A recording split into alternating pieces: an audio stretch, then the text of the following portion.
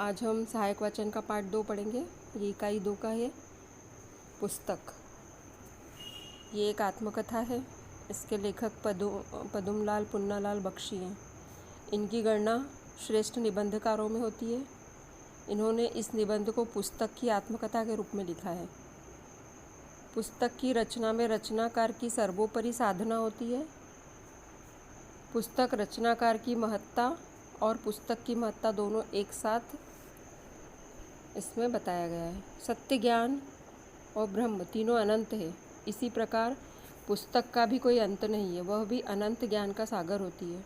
जो अंतहीन हो, कभी खत्म न होने वाला ज्ञान हो, वो पुस्तक है। मैं ग्रंथ हूँ, ज्ञान का सागर हूँ, विद्या की निधि हूँ, इसका भंडार हूँ। मुझसे ही संपूर्ण संसार ज्ञान प्राप्त करता है। मुझे कागजों का बंडल मत समझो। मैं कोई प्रेस का छपा हुआ कागज नहीं। मुझे जन्म देने वाला अपनी आत्मा की ज्योति से मुझे प्रकाशित करता है। कौन? लेखक। वह लेखक है, रचनाकार है। मैं किसी ज्ञानी की अनवरत साधना का परिणाम हूँ। मुझ में रचनाकार की आत्मा निवास करती है। कुरुक्षेत्र में भगवान श्री कृष्ण ने अर्जुन को जो उपदेश दिया था, हम वह पुस्तक के रूप में आज भी उसकी वाणी सुन सकते हैं। अतीत में और वर्तमान में कितने ही महान आत्माओं, ज्ञानियों, कवियों, सभी के उद्गार सुनने के लिए मुझे पढ़ना पड़ता है। मैं आनंद की सृष्टि हूँ। तुम मेरा पृष्ठ पर जो मूल्य अंकित देखते हो ना, वो मेरा मूल्य नहीं है। वह तो व्यवसायी का मूल्य है, जो लाभ का सूचक है।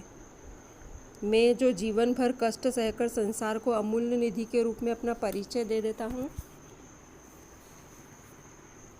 उनकी कीर्ति में प्रसिद्धि, और जो मुझे पढ़कर आनंद प्राप्त करता हो, वही मेरा मूल्य है। मैं अमूल्य हूँ। जब ज्ञान आनंद का रूप धारण करता है, तभी सच्चे साहित्य की रचना होती है। मेरे रूप में रामचरितमानस आज भी विद्यमान है। वो भी एक पुस्तक के रूप में है, जिसे आप सब पढ़कर राम के बारे में जानते हैं।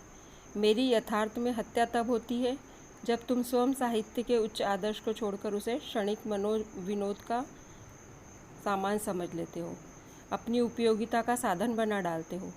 मिथ्या अर्थात झूठी प्रशंसा, गौरव, अभिमान से प्रेरित होकर स्वार्थ सिद्धि का एक उपाय समझकर उछल कूद करते हो।